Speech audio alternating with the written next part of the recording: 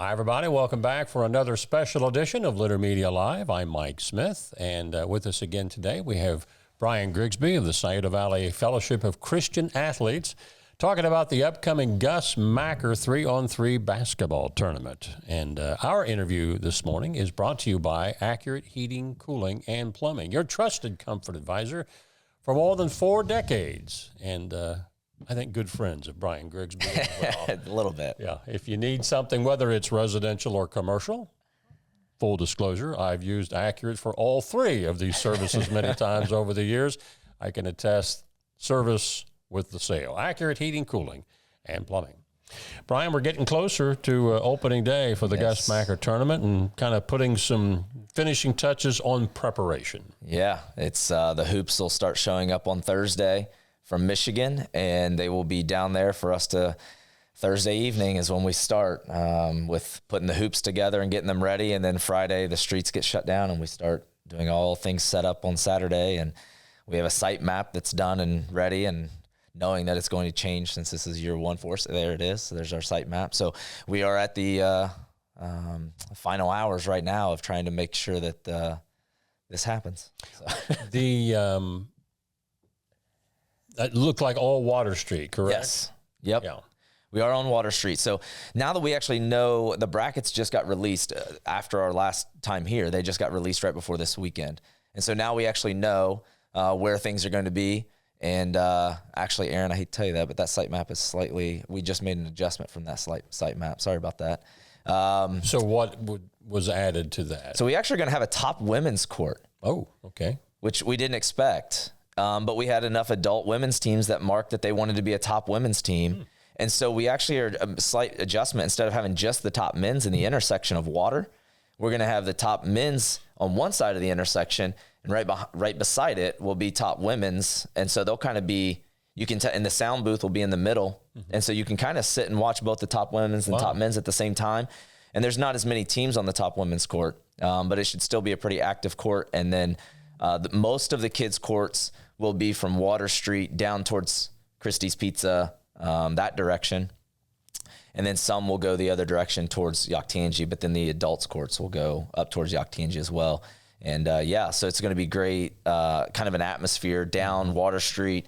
And then as you could see in there, we had the parking lot there. The municipal lot beside Christie's is going to have our food courts, and we got a dream court in there, which will be fun.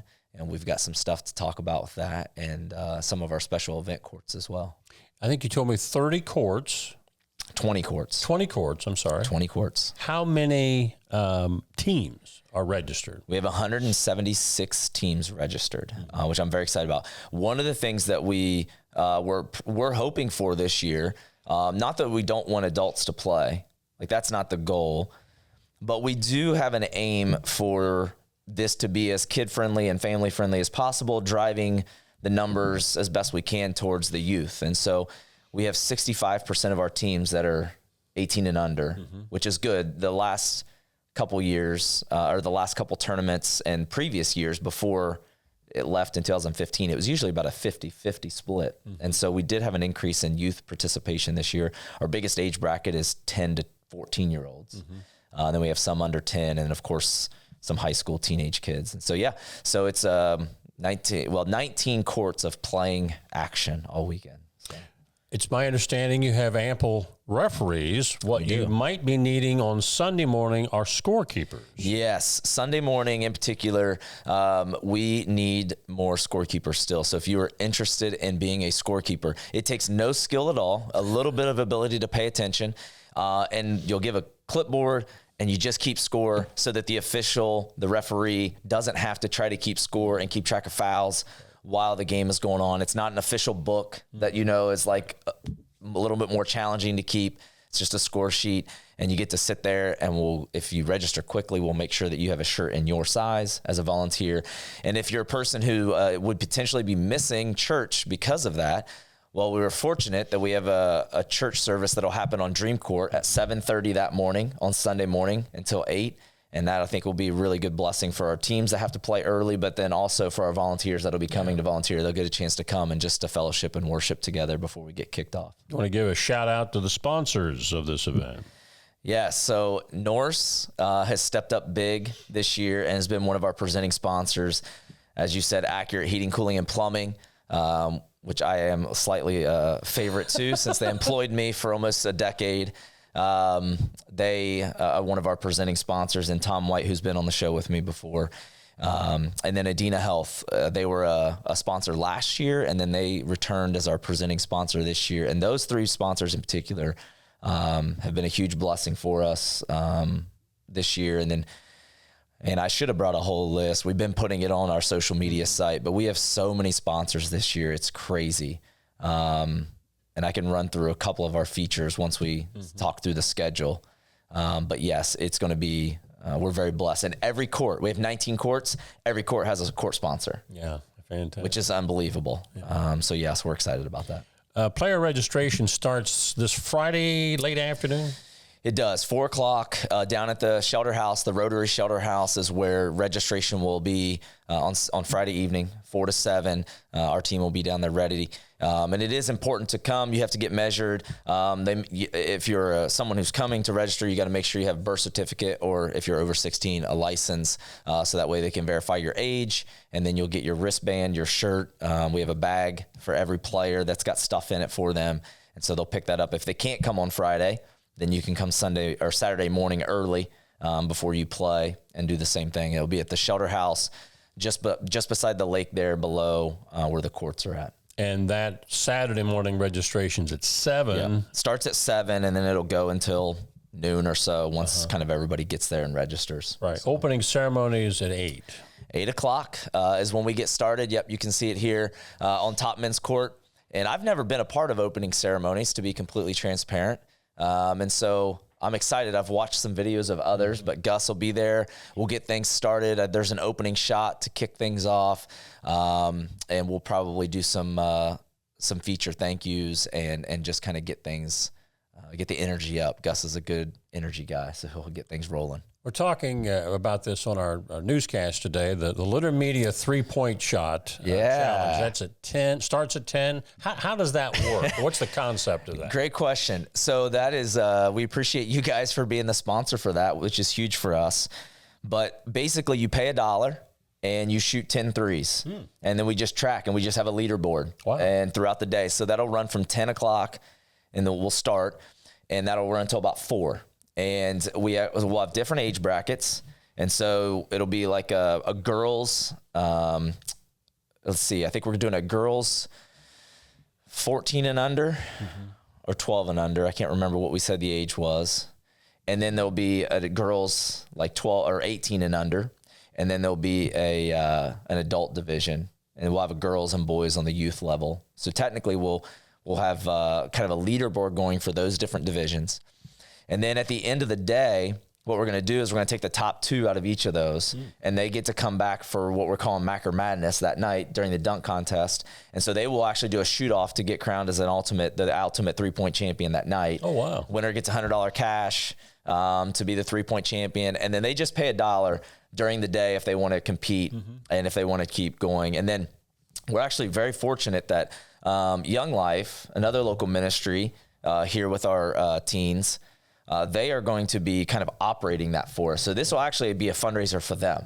And so if you're paying $1, that's basically Young Life is kind of doing the using that as a fundraiser for them. They're actually looking to send kids to camp this summer. Okay. So they're utilizing it as a fundraiser so they can scholarship kids to go to camp. So working together with other faith groups here in the community that deals with young people to try to get the good news, capital Amen. G, capital N. Amen.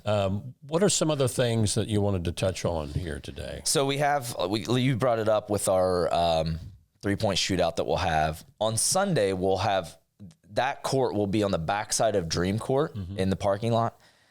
Sunday, Young Life is doing a different competition, and it's going to be called the Hot Shot competition. So it'll be, I think it's either 30 or 60 seconds on the clock. I should know that. Okay. I think it's 60 seconds on the clock, and there's different spots around the court, and you got 60 seconds, and for every shot you make at different spots, you get different point values. And the same thing at the end of the day on that one, we'll just have a champion at different divisions, youth, adults, kids, and Yeah, so we'll have different teams. So they'll run that from 10 a.m. until probably about 2 p.m. on Sunday. And so that'll be fun. And you don't have to be a participant in Gus Macker to do that. That's my next question. You can be a parent, a sibling. You can be anybody that's just a spectator that's there. And if you want to try to get in on the fun and just shoot around and get some shots up and try to see if you still got it, if you're old like me, then you can do that. And then Saturday night, I'm looking forward to. So we have 2 kind of feature events throughout the weekend. That's really, I'm excited for our community to come out to. So Saturday night, we will have the dunk contest and we'll have the 3-point shootout that we mentioned. But then we also have former high state player Lawrence Funderburk coming down. He's up in Columbus, so he's going to be coming down. And so he's going to be interacting with people and he'll be sharing that evening. He'll actually be sharing kind of his testimony and his and the gospel and talking about his faith journey. His wife is actually from Chillicothe, and so he has some ties here to the community and likes to come back to invest here. And so he's going to be coming and doing that for us on Saturday. So that'll be a really cool opportunity, I think, especially for parents, because probably more of the parents of the kids playing know Lawrence, remember him playing, remember him getting drafted and playing overseas, playing for the Kings and some of that kind of stuff. And then Sunday afternoon, we'll have a break on top men's court at noon. And there's a gentleman named Justin Fatika, and Justin's coming from New York, Syracuse, New York area. And so he's a New Balance AAU basketball coach, and he also has this thing called Your Amazing Fitness. And he's a speaker. I mean, that's what he does for a living outside of coaching. And he actually has like a documentary movie that's being made on his team in New York. And anyway, so he was willing to come. He's going to be in the Columbus area this week. And so he was willing to come on Saturday, and he's going to be speaking on Saturday. And he's a very energetic, high-level speaker. You can watch. He did an intro video for us that's on our Facebook page that you can check out. That's really, it's going to be a great environment, atmosphere just for him to kind of be here. His whole team's coming. And so they'll be there to talk and to share. And he's just a really... Like, if you listen to him speak, you'll be blessed. Like, you'll be encouraged. You'll be ready to go, in the football world, run through a wall. Maybe not in basketball. But, yeah, it's just I'm really excited for him to be coming and doing that as well. So, again, we're talking about the Gus Macker 3-on-3 tournament, but this serves as a fundraiser for the Fellowship of Christian Athletes that covers the Scioto Valley. I think you said one of the last visits you had 14 schools you're in now? We do, yeah. But growing. It is growing, and we're blessed that we keep getting schools and coaches and administrators reaching out to us about how do we get FCA in our school, and which is a blessing for us. One of the biggest hurdles that we have right now is being able to, okay, if we're gonna start a huddle or we're gonna start FCA at this school, we want to do it with excellence. We want to do it on a solid foundation, and so in doing so, we have to be patient. But we also have to have the right pieces in place to be able to do that. Right. And for us to just do it on a whim sometimes can mean that it will not be sustainable and healthy. And so we want them to be sustainable and healthy. So one of the things that we have never done locally as a ministry is we've never done a fundraiser. We've been doing this in Southern Ohio for a little over 4 years, and we've never done a fundraiser. We meet with churches, we meet with families, and all of our funds for the ministry come from our local support raising. And so we don't do a golf outing. We don't do a banquet, things like that a lot of nonprofits or ministries do. And we've just never felt like we've been called to do that. And then when this got presented to us, it felt like the perfect win situation for us, because yes, it's sports, but also on top of that, it allows us to do ministry with the opportunity of it also being a fundraiser. And then, like you just mentioned, it's also an opportunity for us to do a unifying event that's not just all about FCA. Yeah. We have Young Life involved. We have LifeWise Academy involved. We have the Recovery Councils helping with things. So it's like we get to really bring a lot of people together and it benefiting them, not just us. But yes, a byproduct of it is hopefully that a lot of these sponsors, what it allows us to do is be a fundraiser, but for us to really invest into this event. Like, we have Bibles and resource table with all kinds of stuff on it. We have Jesus One wristbands that we're going to be able to give out. And so just a lot of things that we're going to be able to do simply because the sponsors have stepped up to make sure that we're healthy. And then, of course, we want to raise money off of this because we need more staff people in Southern Ohio. I guess that's what I was getting to. Long way of getting to. We need more staff people in Southern Ohio for FCA so that when schools call and they want to start a huddle, we have people there that can come alongside those volunteers and coaches to help them develop FCA in that school. And right now, in FCA's world, they say we don't want one of our staff people handling more than 4 to 6 schools. I handle 14. Wow. Well, what that means is I don't handle them to the level of excellence that I think they should be handled at. And so for us to take on more schools is a challenge. We also have other opportunities, events that we want to do. But right now it's all falling on the staff that we have in the area, which right now is me and my wife. Wow. And then a lot of volunteers, which is awesome, but we need to increase our staff. So one of the things that we think that Gus Macker would be a catalyst for us to generate awareness about FCA, but then also to raise funds so that we can start the process of bringing on more staff in Southern Ohio, which would be huge for us. And if you are an entrepreneur, a business person out there, or you just feel led to help young people from time to time, here's a guy you want to call right here. He can put you to work or put your money to work for the kingdom. So how would they get a hold of you for something like that? Yeah, so our Facebook page that we've been using, there's the Gus Macker page, but there's also a Southern Ohio FCA page. But also our website is just southernohiofca.org. And you can go to that website and it will direct you to me personally, actually, right now. And then our contact information, my personal contact information has been all over everything. And so if you want to hear more about the ministry of what does it look like to invest my time and my treasure into something that has eternal impact, reach out to me. I will love, most people know I love coffee. And so if you want to sit down to have coffee or lunch or breakfast or whatever and just chat, I will talk your ear off about what I'm most passionate about, which is investing into these high school kids. You guys usually have a summer camp also, don't you? We have a summer basketball camp coming up, which we'll be promoting a lot at Gus Macker. It's for ages 4th, 5th, and 6th graders.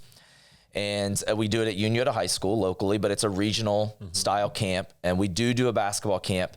Coach Eric Huffer, one of our local coaches, runs it. And then we get a lot of other local coaches that come. And so in my opinion, this will be our 3rd year. And I think we are already, in my opinion, the best basketball camp in Southern Ohio. Yeah. We have unbelievable coaches that show up. I mean, Coach Miller from Unyota shows up. Coach Combs from Unyota shows up. Coach Snyder at Adena, was at Adena. He shows up. Coach Schultz up at Logan Elm shows up. And there's more that I'm missing. But we just have a lot of coaches from the area that it gives them a platform to just show up and coach. Right. They're not organizing it. They're not worried about ordering T-shirts. They're not worried about registrations. They get to show up and coach. And so we get that blessing.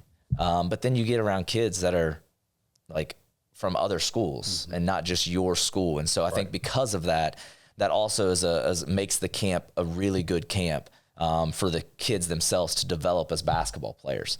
So it's a good camp for our youth. And then we have some more high school stuff, but that's usually during the school year. So. And it not only basketball skills, but it also gives these young people an opportunity to see maybe people that they're competing with during the season. Hey, you're walking the same walk I'm walking. So it's funny you say that. I don't want to talk too much, but hey, we got time, man. So I'm an Adena guy, so I don't like Unyota much, and so but I love them. But I love them, and I'm there right now. I mean, I get to serve with their FCA group right now, but their FCA group started. It's a fun story.